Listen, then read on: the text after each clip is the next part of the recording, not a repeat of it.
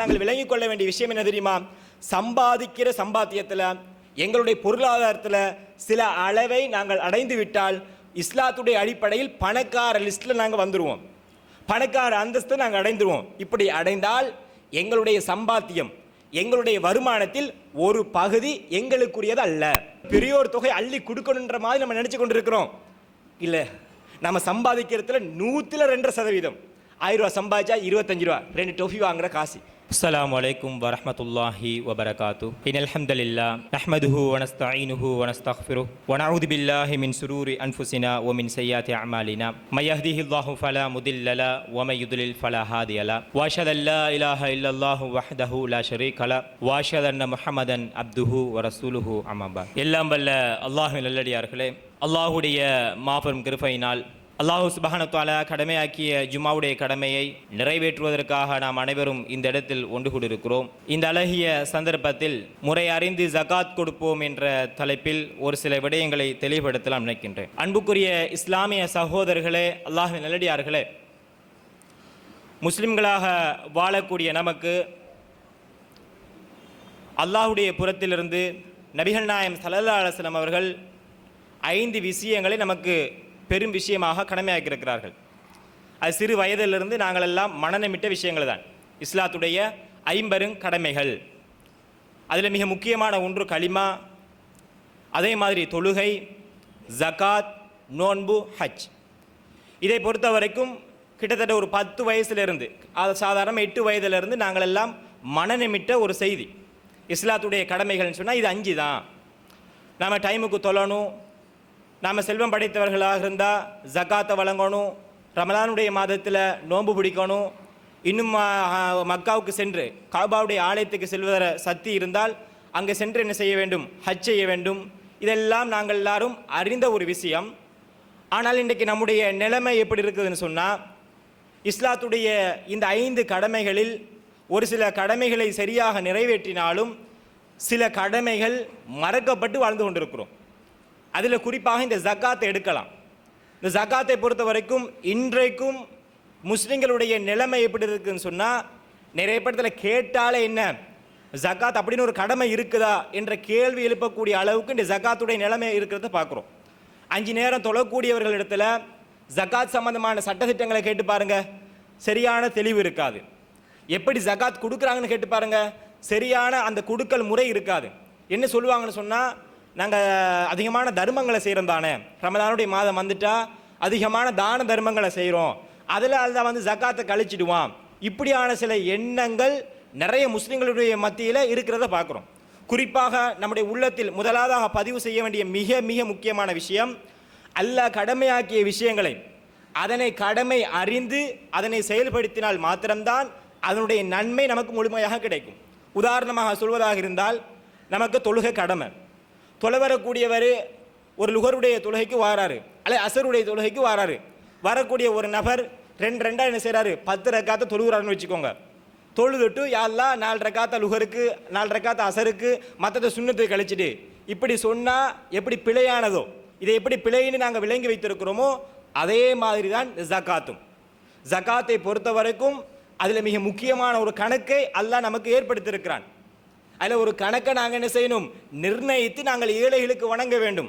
அந்த அடிப்படையில் வழங்கினால் மாத்திரம்தான் அதனுடைய நன்மையை நாங்கள் பெற்றுக்கொள்ள முடியும், அந்த கடமையிலிருந்து எங்களை பாதுகாத்து கொள்ள முடியும் என்பதை முதலாவதாக நம்முடைய உள்ளத்தில் பதிவு செய்யணும். இந்த ஜகாத்தை பொறுத்த வரைக்கும் அல்லாஹ் சுப்ஹானஹு வ தஆலா இது நம் மீது கடமை என்பதை பல வசனங்களில் நமக்கு தெளிவுபடுத்துகிறான். 24வது அத்தியாயம் 56வது வசனத்தில் அல்லாஹ் சுப்ஹானஹு வ தஆலா சொல்லி காட்டுகின்ற பொழுது, வ அகீமுஸ் ஸலா வாத்து ஜக்கா வாத்தி ரசூல லஅல்லக்கும் துர்ஹமூன், நீங்கள் தொழுகையை நிலைநாட்டுங்கள், ஜக்காத்தை வழங்குங்கள், அல்லாஹுடைய தூதருக்கு நீங்கள் கட்டுப்படுங்கள், லஅல்லக்கும் துர்ஹமூன், நீங்கள் அருள் செய்யப்படுவீர்கள் என்பதை அல்லாஹ் சுப்ஹானஹு வ தஆலா அவனுடைய திருமறை குர்ஆனில் நமக்கு தெளிவுபடுத்துகிறான். அப்போ நம்ம எப்படி அல்லாஹுடைய தூதருக்கு கட்டுப்பட்டு நபி வழி அடிப்படையில் நம்முடைய தொழுகையை அமைத்துக் கொள்கிறோமோ அதே மாதிரி நம்முடைய செல்வங்களிலிருந்து ஒரு சில பகுதிகளை ஏழைகளுக்கு வழங்க வேண்டும், அது நமக்கு கடமை என்பதை அல்லாஹ் என்ன செய்கிறான்? இந்த வசனத்தினூடாக நமக்கு தெளிவுபடுத்துகின்றான். அது எப்படியாப்பட்ட கடமை?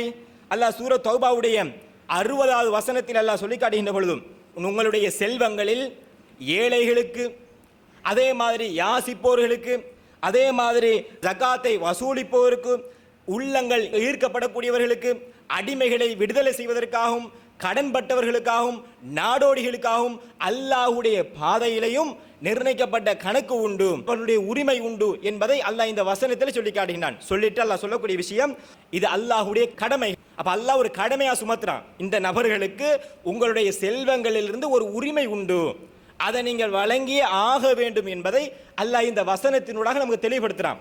எப்படி தெளிவுபடுத்துகின்றான்? இன்னும் ஏராளமான வசனங்கள் நாம் பார்க்கின்ற பொழுது 51 அத்தியாயம் 19வது வசனத்தில் அல்லாஹ் சொல்லி காட்டுகின்ற பொழுது, வஃபி அம்வாலிஹிம் ஹக்குல் லிஸ்ஸாயிலி வல் மஹ்ரூம், அல்லாஹ் வழங்கிய செல்வங்களிலிருந்து கேட்போருக்கும் ஏழைகளுக்கும் உரிமை உண்டு. அதே மாதிரி இன்னொரு வசனத்தில் அல்லாஹ் சொல்லி காட்டுகின்ற பொழுது, வல்லதீன ஃபி அம்வாலிஹிம் ஹக்கும் மஅலூம் லிஸ்ஸாயிலி வல் மஹ்ரூம், அவருடைய செல்வங்களில் ஏழைகளுக்கும் யாசிப்போருக்கும் நிர்ணயிக்கப்பட்ட கணக்கு உண்டு என்பதை அல்லாஹ் இப்படி வசனங்களில் நமக்கு தெளிவுபடுத்துகின்றான். அப்ப இதில் குறிப்பாக நாங்கள் விளங்கிக் கொள்ள வேண்டிய விஷயம் என்ன தெரியுமா? சம்பாதிக்கிற சம்பாத்தியத்தில், எங்களுடைய பொருளாதாரத்தில் சில அளவை நாங்கள் அடைந்து விட்டால் இஸ்லாத்துடைய அடிப்படையில் பணக்கார லிஸ்ட்டில் நாங்கள் வந்துடுவோம், பணக்கார அந்தஸ்து நாங்கள் அடைந்துருவோம். இப்படி அடைந்தால் எங்களுடைய சம்பாத்தியம், எங்களுடைய வருமானத்தில் ஒரு பகுதி எங்களுக்குரியது அல்ல. இந்த வசனங்கள்லாம் தெளிவுபடுத்தக்கூடிய விஷயம் என்ன? ஒரு பகுதி நிர்ணயிக்கப்பட்ட கணக்கு எங்களுடையது அல்ல, அது ஹராம். இதான் விஷயமே. முழுசா நம்ம விளங்குறதாக இருந்தால் கிட்டத்தட்ட ஒரு பகுதி என்ன, அது ஏழைகளுக்கு கட்டாயம் கொடுக்க வேண்டியது, யாசிக்கிறவங்களுக்கு கட்டாயம் கொடுக்க வேண்டியது, கடன்பட்டவங்களுக்கு கட்டாயம் கொடுக்க வேண்டியது. அதை நாங்கள் பயன்படுத்துவது, அதை வைத்து வாழ்வது நமக்கு ஹராம், அது நமக்கு தடுக்கப்பட்டது என்பதை அல்லாஹ் இந்த வசனங்களாக நமக்கு தெளிவுபடுத்துகின்றான். அப்ப நம்ம எப்படி நமக்கு தொழுகை கடமையோ, எப்படி ரமதானுடைய மாதத்தில் நோன்பை உணர்த்து அல்லாஹ்வுடைய பயத்தோடு நம்ம நோன்பை நோக்கிறோமோ, ஒவ்வொரு சம்பாத்தியத்திலையும் எங்களுடைய செல்வங்களை கணக்கிட்டு ஏழைகளுக்கு வழங்க வேண்டும் என்பதையும் நம்முடைய உள்ளத்தில் பதிவு செய்யணும். அது சாதாரணமாக அல்லாஹ் சொல்லலை, அந்த உரிமை அவங்களுக்கு தான். நீங்கள் சம்பாதிச்சாலும் அது உங்களுக்குரியது அல்ல, அது நீங்கள் சேர்த்து பாதுகாக்க இயலாது. அந்த அளவை அல்லாஹ்வும் அவருடைய தூதரும் நமக்கு கணக்கிட்ட அடிப்படையில் அந்த செல்வத்தை நாங்கள் அடைந்தால் அது எங்களுக்குரியது அல்ல என்பதை அல்லாஹ் என்ன செய்கிறான்? இந்த வசனத்தினூடாக நமக்கு தெளிவுபடுத்துகின்றான். அப்ப நம்முடைய கணக்கில் சில பகுதிகள் என்ன செய்யணும்? நாங்கள் ஏழைகளுக்கு ஒதுக்க வேண்டும். இப்படி ஒதுக்குற நேரத்தில் நிறைய நன்மைகளை நாங்கள் அடைந்து கொள்ளலாம்.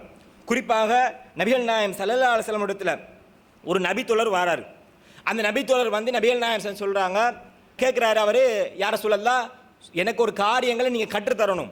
அந்த காரியங்கள் எப்படி இருக்கணும்னு சொன்னால் என்ன, அது சொர்க்கத்துக்கு கொண்டு போய் சேர்க்கிற மாதிரி இருக்கணும். சில காரியங்கள் எனக்கு நல்ல காரியங்கள் கற்றுத்தாங்க, அந்த காரியங்களை நான் செயல்படுத்தினால் எனக்கு சொர்க்கம் போகிறதுக்கான வழி அது இருக்கணும். அப்போ நபிகள் நாயகம் ஸல்லல்லாஹு அலைஹி வஸல்லம் அவங்க கற்றுக் கொடுக்குறாங்க, தஅபுதுல்லாஹ லா துஷ்ரிகு பிஹி ஷைஆ, நீங்கள் அல்லாஹ்வை வணங்க வேண்டும். எப்படி? எந்த ஒன்றையும் அவனுக்கு இணை வைக்காமல் வணங்க வேண்டும். அல்லாஹ் வணங்குற நேரத்தில் ஒரு சந்தர்ப்பத்திலையும் ஒரு கஷ்டத்திலையும் எந்த ஒரு கட்டத்திலையும் அவனுக்கு இணை வைக்காமல் நீங்கள் வணங்குங்கள்.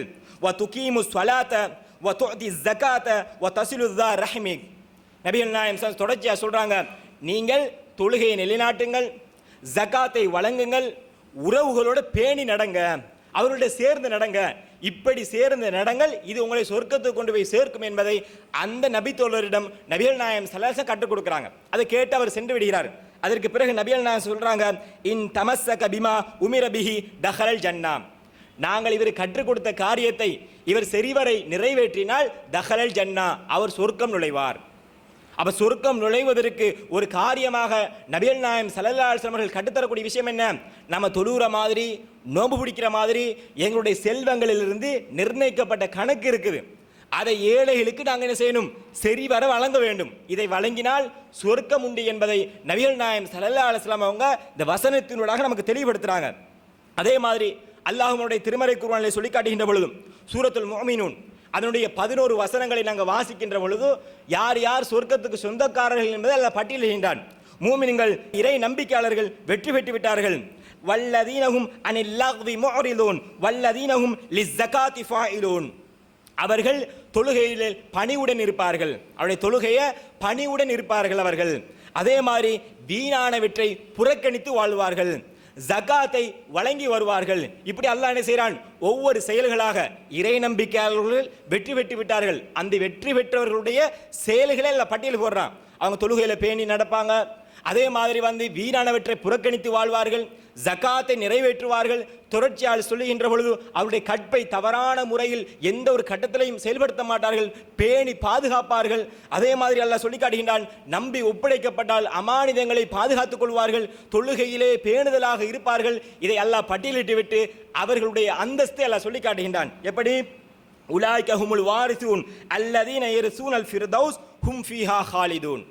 அவர்கள்தான் ஃபிர்தௌஸ் எனும் சொர்க்கத்துக்கு சொந்தக்காரர்கள், வாரிசுகள். அதிலே அவர்கள் நிரந்தரமாக இருப்பார்கள். அல்ல யாரை பற்றி சொல்றான்? நம்ம தொழுகையை நிலைநாட்டி ஜக்காத்தை நிறைவேற்றி வீணான விஷயங்களை புறக்கணித்து நம்முடைய கற்பை பாதுகாத்து அதே மாதிரி தொழுகையை பேணுதலாக நாம் நடத்தி கொண்டோம்னு சொன்னால் எங்களுக்குரிய சொந்தமான ஒரு இடம் ஃபிர்தௌஸ் எனும் சொர்க்கம் இருக்கிறது. அதுக்கு நாங்கள் தான் வாரிசுகள் என்பதை அல்லாஹ் சுப்ஹானஹு வ தஆலா இந்த முஃமின் சூரத்துல் முஃமினுள்ளே நமக்கு தெளிவுபடுத்துகின்றான். இப்போ சொர்க்கத்தை ரசூலுல்லாஹி ஸல்லல்லாஹு அலைஹி வஸல்லம் விளங்கப்படுத்துகிற நேரத்தில் சொர்க்கத்துடைய நிறைய படித்தரங்கள் இருக்குது. அதை நீங்கள் அல்லாஹ்விடத்தில் கேட்குற நேரத்தில் சொர்க்கம்னு சாதாரணமாக கேட்காம ஃபிர்தௌஸ் எனும் சொர்க்கத்தையே நீங்கள் அல்லாஹ்விடத்தில் கேளுங்க. நீங்கள் எப்படி கேட்கணும்? அல்லாஹ்விடத்தில் சொர்க்கத்தை கேட்குற நேரத்தில் ஃபிர்தௌஸ் எனும் சொர்க்கத்தை கேளுங்க. فإنه أسوة الجنة وعلى الجنة وفوقه عرش الرحمن ومنه تفجر أنهار الجنة. நபிகள் நாயகம் சொல்றாங்க, ஏன் தெரியுமா நீங்க கேட்கணும்? அதுதான் சொர்க்கத்திலே மிக அந்தஸ்துக்குரியது, அதுதான் சொர்க்கத்திலே மேலானது, அதுதான் ரஹ்மானுடைய அரிசில் மேல இருக்கிறது. ரஹ்மானுடைய அரிசி அதுக்கு மேல தான் இருக்கிறது. அதே மாதிரி ரசூலுல்லாஹ் சொல்றாங்க, அதிலிருந்து தான் சொர்க்கத்துடைய ஆறுகள் ஆரம்பமாகிறது. எனவே சொர்க்கத்தில் மிக மிக உயர்ந்த தரம் அந்த ஃபிர்தௌஸ் எனும் சொர்க்கம். அதுதான் நீங்க என்ன செய்யணும்? அல்லாஹ்விடத்தில் கேளுங்க. இந்த சொர்க்கத்திற்கு சொந்தக்காரர்கள் யாருன்னு சொன்னா ஜகாத்தை வழங்கி வந்தோம்னு சொன்னா, நம்முடைய செல்வத்தில் சம்பாத்தியத்தில் ஒரு அளவை நாங்கள் அடைந்து விட்டால் எங்களுக்கு ஜகாத் கடமை. அந்த ஜகாத்தை சரிவரை கணக்கிட்டு அதை நிறைவேற்றினோம் என்று சொன்னால் நமக்கு சொர்க்கம் சொந்தமாகும். எப்படியாப்பட்ட சொர்க்கம்? ஃபிர்தௌஸ் எனும் சொர்க்கத்துக்கு நாங்கள் தான் வாரிசுகள் என்பதை அல்லாஹ் என்ன செய்கிறான்? இந்த வசனத்தில் நமக்கு தெளிவுபடுத்துகின்றான். அப்போ முறை அறிந்து எங்களுடைய ஜகாத்தை என்ன செய்யணும்? நிறைவேற்ற வேண்டும். இது சாதாரணமாக நீங்கள் நிறைவேற்றினா நன்மை இல்லாட்டி குற்றம் இல்லை, இப்படி சொல்லப்பட்ட விஷயம் அல்ல. நல்லா விளங்கணும்.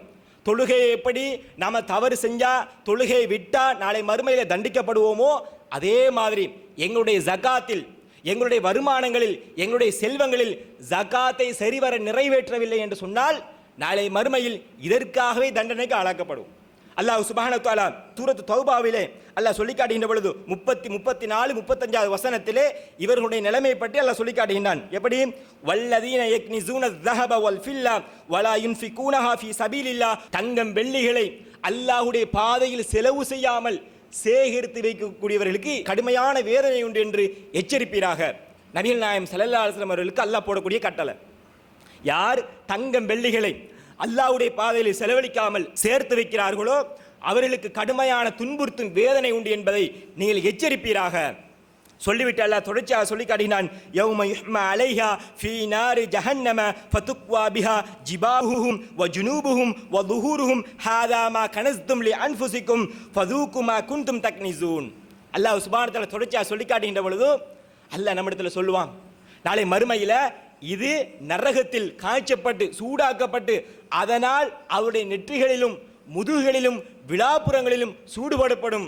அந்த நேரத்தில் அவர்களிடத்தில் சொல்லப்படும், இதுதான் நீங்க சேர்த்தது, இந்த உலகத்தில் சேர்த்து பாதுகாத்தது, எனவே அனுபவியுங்கள், இந்த வேதனையை அனுபவியுங்கள் என்று அவர்களிடத்திலே சொல்லப்படும்.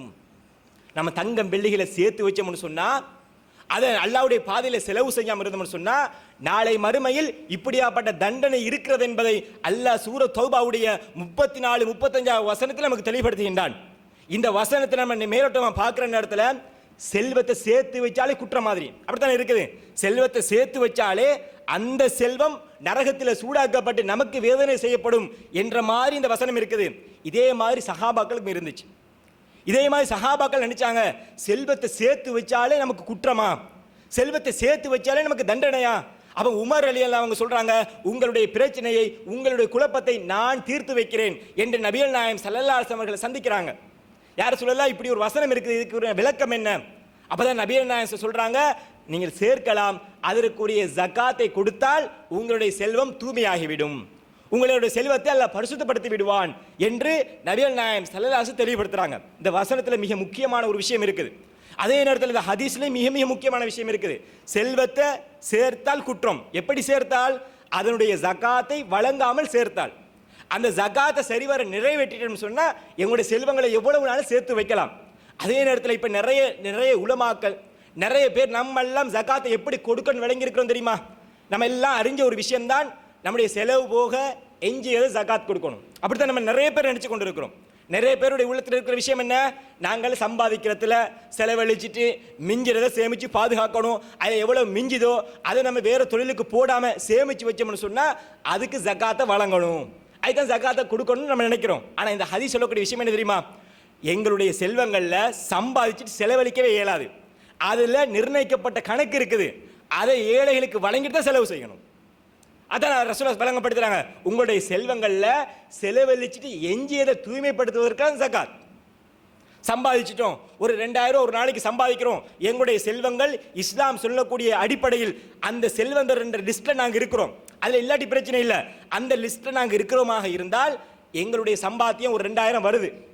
2000 நாங்கள் சம்பாதிச்சிட்டோம். நபிகள் நாயகம் சொன்னாங்களா இல்லையா? 102% ஏழைகளுக்கு கொடுக்கணும். அப்போ 2000 சம்பாதிச்சா 50 ரூபாய் ஏழைகளுக்கு வழங்கணும்.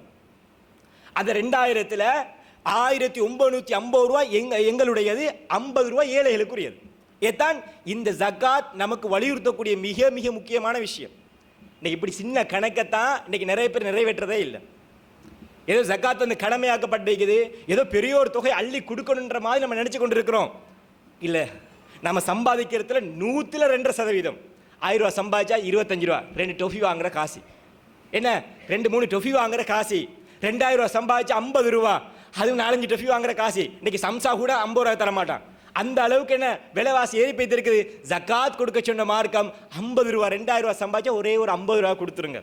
அது உங்களுடையது அல்ல, அதையும் நீங்க பாதுகாத்து அதையும் சேமிச்சு வச்சீங்கன்னு சொன்னா அல்லாஹ் சொல்ற மாதிரி அந்த சேமிப்புகள் நாளை மறுமையில் சூடாக்கப்பட்டு உங்களுக்கு வேதனை செய்யப்படும். இதை நபிகள் நாயகம் ஸல்லல்லாஹு அலைஹி வஸல்லம் தெளிவுபடுத்துறாங்க. இந்த வேதனை எப்படி செய்யப்படும் தெரியுமா? நாளை மறுமையில் நீங்க சேர்த்து வச்ச செல்வங்கள் எல்லாம் நரகத்தில் சூடாக்கப்பட்டு அதனால் வேதனை செய்யப்படுவீர்கள். இது நரகத்தில் அல்ல, இது நரகத்தில் அல்ல, மஹ்ஷர் மைதானத்தில் கேள்விக்காக நீங்க நிற்போமே. நாங்களாம் படித்திருக்கிறோம், மஹ்ஷர் மைதானத்தில் கேள்வி கணக்குக்காக நாங்கள் நிற்போம். ஒவ்வொருத்தரும் ஒவ்வொருடைய ரிசல்ட்ஸ் என்ன வரப்போகுது என்ற கேள்விக்காக நிற்கக்கூடிய அந்த நாள், அந்த நாளில் இவர்களுக்கு இந்த வேதனை செய்யப்படும். ரசூலுல்லாஹ் விளங்கப்படுத்துறாங்க, அந்த ஒரு நாள் 50,000 ஆண்டுகளுக்கு நிகரானது. அவருக்கு கேள்வி கணக்கு முடிஞ்சு நரகமா சுருக்கமா என்பது அதுக்கு பிறகுதான் தீர்ப்பாக கொடுக்கப்படும். ஜகாத்தை வழங்காதவர்களுக்கு இந்த வேதனை தீர்ப்பு வழங்கப்படுகிற வரைக்கும் நடத்தப்படும். ஒரு நாள் 50,000 ஆண்டுகள். சாதாரணமாக யோசிச்சு பாருங்க, சாதாரணமாக யோசிச்சு பாருங்க. ஒரு நாள் ஒருத்தர் என்ன செய்யறாரு, ஒரு நல்ல சூடான கம்பியால நம்ம மேல என்ன செய்யறாரு, மேல வச்சுட்டு இருக்கிறாருன்னு வச்சுக்கோங்க. 1 மணி நேரம் தாங்க முடியுமா? 2 மணி நேரம் தாங்க முடியுமா? உசுர் போய்த்திரும். ரசூலுல்லாஹ் சொல்றாங்க, நாளை மறுமையில் விசாரணைக்காக நிற்பீங்க, அப்போ கூட நிம்மதி இருக்காது. நிறைய பேருக்கு நிறைய தண்டனைகள் இருக்கும். அதுல உங்களுடைய செல்வத்தை ஏழைகளுக்கு வழங்காம, யாசிக்கிறவனுக்கு வழங்காம, அதுதான் உங்களை பாதுகாக்கணும் சேமிச்சு வாழ்ந்தீங்கன்னு சொன்னா, அதனாலே நாளை மறுமையில் விசாரணைக்காக நிற்கிற நேரத்தில் உங்களுக்கு மேல் சூடு போடப்படும். உங்களுடைய விழாப்புறங்கள் நெற்றிகளிலும் முதுகுகளிலும் இதனால என்ன செய்யப்படும், சூடு போடப்படும். இது விசாரணை நடக்கக்கூடிய நாள் என்பதை நபிகள் நாயகம் ஸல்லல்லாஹு அலைஹி வஸல்லம் எச்சரிக்கை செய்கிறாங்க. இது எதுக்காக? 2000 ரூபாய் 50 ரூபா கொடுக்கல. இந்த வேதனை எதுக்குன்னு கேட்டா, என்னமோ செல்வத்தை தூக்கி கொடுக்காதனால இல்ல, 2000 ரூபாய் சம்பாதிச்சுட்டு ஏழைகளுக்கு கொடுக்க வேண்டிய அந்த 50 ரூபாவை நாங்கள் வழங்காத காரணத்தினால், அந்த 50 ரூபாய்க்கு பஞ்சப்படுத்தின காரணத்தினால் நாளை மறுமையில் இந்த வேதனை. அப்ப அல்லாஹ் பயப்படணும். நம்ம என்ன நினைக்கிறோம், இதனால நம்ம எல்லாம் பாதுகாத்துருவோம். இன்னைக்கு அப்படித்தான் நினைக்கிறோம், செல்வத்தை சேர்க்கிறோம், நல்லா பாதுகாக்கிறோம், இதை நம்மளை வாழ வைக்க நினைக்கிறோம். இதனாலேயே நாளை மறுமையில் தண்டனைக்கு நாங்கள் ஆளாக்கப்படுவோம். அதே நேரத்தில் இன்னும் ஒரு மிக முக்கியமான விஷயத்தை நாங்கள் புரிந்து கொள்ளணும். இப்போ இன்றைக்கு நாங்கள் ஜகாத்துடைய மிக முக்கியமான விஷயத்தை பார்க்குறோம். கட்டாய கடமை, இதை செய்வரை நிறைவேற்றினோம்னு சொன்னால் நாளை மறுமையில் சொர்க்கத்துக்கு சொந்தக்காரர்களாக, அதையும் ஃபிர்தௌஸ் எனும் சொர்க்கத்துக்கு நாங்கள் சொந்தக்காரர்களாக மாறுவோம்.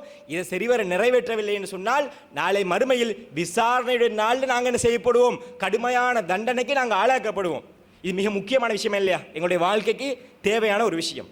ஆனால் இன்றைக்கு ஜகாத்தை பற்றி படிக்கிறதே இல்லை. இன்றைக்கு கூட இப்போ கேட்டுட்டோம், வெளியே போனோன்னே வேறு மாறிடும். ஏன்னா இன்றைக்கு நிறைய இடங்களில் ஜகாத் எப்படி சுமத்தப்பட்டிருக்குது தெரியுமா? ஜக்காத் ஏதோ வந்து கொடுக்கலாம் கொடுக்காமல் இருக்கலாம், அதே மாதிரி தான். உதாரணமாக சொல்வதாக இருந்தால், நாங்கள்லாம் அறிந்து வைத்திருக்கக்கூடிய மிக முக்கியமான விஷயம் என்ன, நாங்கள் சம்பாதிச்சிருவோம், சம்பாதிச்சுட்டு ஒரு அளவை நாங்கள் அடைஞ்சிருவோம், அளவு அடைஞ்சது பிறகு சேர்ப்போமா, சேர்க்கிறதுல அந்த சேமிப்பை ஒரு வருஷம் வச்சுக்கொள்ளணும். அது என்ன ஜக்காத்தில் படித்த விஷயம், நம்ம சேர்க்கிறத ஒரு வருஷம் வச்சுக்கொள்ளணும். வரக்கூடிய லாபத்தில் வீட்டு செலவு எல்லாத்தையும் போக ஒரு 10 லட்சம் மிஞ்சுதா, அந்த 10 லட்சத்தை ஒரு சேமிப்பாக வச்சிருக்கோம், அதை ஒரு வருஷம் வச்சுக்கொள்ளணும். அதை ஒரு வருஷம் தாண்டினதுக்கு பிறகுதான் அதுக்குரிய ஜக்காத்தை வழங்கணும். ஒரு வருஷத்துக்கு முன்னுக்கு ஒரு பிஸ்னஸுக்கான தேவை வந்துட்டா அதை பிஸ்னஸுக்கு போட்டுடணும், ஜக்காத்து இல்லை. ஜக்காத்துடைய கடமையுடைய சட்டங்களை பார்த்தீங்கன்னு சொன்னால், சேமிப்பு சொத்துக்கு தான் ஜக்காத், வாகனத்துக்கு ஜக்காத் இல்லை, வீட்டுக்கு ஜக்காத் இல்லை, காணிக்கு ஜக்காத் இல்லை, பயன்படுத்தக்கூடிய பொருட்களுக்கு ஜக்காத் இல்லை, இல்லை கடைசியில் ஜக்காத்தே இல்லை. சட்டத்திட்டங்களை பார்த்தீங்கன்னு சொன்னால் இப்போவே நீங்கள் என்ன செய்யலாம், யூடியூப்ல ஃபேஸ்புக்கில் பயானில் இடுங்க, ஜக்காத்துடைய சட்டத்திட்டங்கள் அறிங்க. சரியாக சொல்லக்கூடியவர்களை தவிர மற்றவருடைய சட்டத்தை பார்த்தீங்கன்னு சொன்னால் ஜக்காத்தே இல்லை. நீங்கள் எவ்வளோ பெரிய கோடீஸ்வரனாக இருக்கலாம், பயன்படுத்தக்கூடிய சொத்துக்களுக்கு ஜக்காத் இல்லை, பயன்படுத்தக்கூடிய நகைகளுக்கு ஜக்காத் இல்லை, பயன்படுத்தக்கூடிய வீடுக்கு ஜக்காத் இல்லை, பயன்படுத்தக்கூடிய காணிக்கு ஜக்காத் இல்லை. இன்றைக்கு யாராவது சேமிப்பு என்ற சொத்து இருக்குதா? 1 லட்சம் ரூபாய் கையில் இருந்தால் அது எப்படா 1.5 லட்சமா மாத்திரம் தான் யோசிச்சுட்டு இருக்கிறோம். சேமிப்பு என்ற சொத்தை இன்றைக்கு இல்லை. ஒரு 10 லட்சம் ரூபாய் இருந்தால் 2 மாதம் நின்று வைப்போமா? 1 கோடியை தந்து பாருங்க, 2 கோடியாக மாற்றி காட்டுறேன். இதுதான் இன்றைக்குரிய நிலவல், இன்றைக்குரிய நிலைமை. அப்போ சேமிப்பு சொத்து என்பது இன்றைக்கு இல்லை, அப்போ ஜக்காத்தும் இல்லை. அப்போ ஜக்காத் இப்படியாப்பட்ட சட்டத்தை நமக்கு சொல்லியிருக்காது. மேலே படித்த வசனம் தெளிவாக சொல்லுது, ஹக்கும் மஅலூம் லிஸ்ஸாயிலி வல் மஹ்ரூம். நாம் சம்பாதித்ததில், நம்முடைய செல்வங்களில், நம்முடைய வருமானத்தில் நிர்ணயிக்கப்பட்ட கணக்கு நம்முடையதல்ல, அது ஏழைகளுக்கும் யாசிப்பவர்களுக்கும் போய் சேர வேண்டியது. அல்லாஹ் அழகா சொல்லி காட்டுகின்றான், அழகா சொல்லி காட்டுகின்றான். ஆனால் இன்றைக்கு சேமிப்பு சொத்துல தான் ஜக்காத்து. இன்றைக்கு இப்படியாப்பட்ட சட்டங்களை போட்டிருக்கிறார்கள். இன்னும் நாங்கள் மிக முக்கியமாக விளங்கிக் கொள்ளணும், இது நம் மீது கடமையாக்கப்பட்ட ஒரு சுமை, நமக்கு கடமையாக்கப்பட்ட ஒரு கடமை. இந்த கடமையை நாங்கள் தான் சரிவர நிறைவேற்றணும். இன்றைக்கு உலகத்தில் யார் யாரும் என்னென்னமோ சொல்லலாம், அதுக்கு பின்னாடி போனோம்னு சொன்னால் நாளைக்கு மாட்டிக்கொள்ளக்கூடியவர்கள் நாங்கள் தான். இன்றைக்கு ஒருத்தர் ஒரு செய்தியை சொல்கிறாரு, நாளைக்கு நீங்கள் 8 மணிக்கு முந்திக்கு வேலைக்கு வரலைன்னு சொன்னால் சம்பளத்தில் கட் ஆகும். சொன்ன உடனே டைமுக்கு வேலை போகுமா இல்லையா? எதுக்காக? உலகத்தில் வாழ போகிறது ஒரு 70-80 வருஷம், ஆக மிஞ்சினா 90 வருஷம். இதுக்காக எவ்வளோ பாடுபடுறோம். இன்றைக்கு நீங்கள் பார்த்தீங்கன்னு சொன்னால் நிறைய பேர் சம்பாத்தியத்துக்காக எவ்வளோ கஷ்டப்படுறோம். ஏன்? உலகத்தில் கொஞ்சம் நிம்மதியாக வாழணும். ஆனால் நாளை மறுமையில் நிம்மதியற்ற ஒரு வாழ்க்கை இருக்குது. ஜகாத்தை நிறைவேற்றவில்லை என்று சொன்னால் நிரந்தரமான வாழ்க்கை, ஒரு நாளே 50,000 ஆண்டுக்கு நிகரானு சொன்னால் நரகத்தில் அல்லாஹ் போட்ட நம்முடைய நிலைமை என்ன? நரகத்துடைய நாட்களை கொஞ்சம் சரி கணக்கிட முடியுமா? இன்னைக்கு 60 வருஷமே எவ்வளோ பெருசுமாய் நமக்கு இருக்குது. ஒரு நாள் 50,000 ஆண்டுன்னு சொன்னால் கணக்கிடவே முடியாது. எதோட கணக்கிட போகிறோம்? எதோட ஒப்பிட்டு பார்க்க போகிறோம்? அப்படியாப்பட்ட நாளுக்காக ஜகாத்தை நம்ம கட்டாயம் வழங்கணும். நமக்கு சுமத்தப்பட்ட ஒரு கடமை, அதை கட்டாயம் உணரணும். அதனுடைய தவறான முறையில் ஃபத்வாக்கள், அதனுடைய சட்டத்திட்டங்கள் சொல்லப்பட்டிருக்கிறது, கட்டாயம் ஆராயுங்க. நீங்கள் கட்டாயம் தேடி படிக்கணும். இன்றைக்கு ஜப்பானுக்கு 20 லட்ச ரூபா சம்பளத்துக்கு இருக்குது. ஆனால் ஜப்பான் பாஸை படிக்கணும்னு சொன்னால் 3 மாதத்தில் படிக்கிறோமா இல்லையா? 4 மாதத்தில் பாஸை தேடி தேடி படிக்கிறோமா இல்லையா? ஏன்? நல்ல சம்பளம். அதற்காக 3 மாதம் தேடி தேடி தெரியாத மொழி, ஒரு வார்த்தை கூட விளங்காது, பேசினாலும் ஜப்பான் மொழியா சைனீஸ் மொழியானு விளங்காது. இந்த அளவுக்கு இருக்கிற மொழியை கூட சாதாரணமாக சரளமாக நாங்கள் மனப்பாடமிட்டு படித்துக் கொள்கிறோம். அதில் ஆராய்ந்து கொள்கிறோம், தேடி படிக்கிறோம், முயற்சி செய்கிறோம், நேரத்தை ஒதுக்குறோம், அதுக்கு வேலைக்கு போகாமல் இருக்கிறோம், எல்லா கஷ்டங்களையும் சுமக்கிறோம். ஏன்? 20 லட்ச ரூபா சம்பளம், 15 லட்ச ரூபா சம்பளம் இந்த நாட்டோட ஒப்பிடத்தில் 10 மடங்கு பெருசாக இருக்குது. அதுக்காக முயற்சி செய்கிறேன். நாம் இப்படியாப்பட்ட சட்ட திட்டங்களை படிக்கிறதே இல்லை. இன்றைக்கு நிறைய கடமைகள் அப்படியே மறந்து போயிட்டு, நமக்கு தொழுகை நோன்பு இதை விட்டால் வேறு கடமை இல்லாத மாதிரி. அப்போ ஜக்காத் என்பது நம் மீது கடமையாக்கப்பட்ட ஒரு கடமை.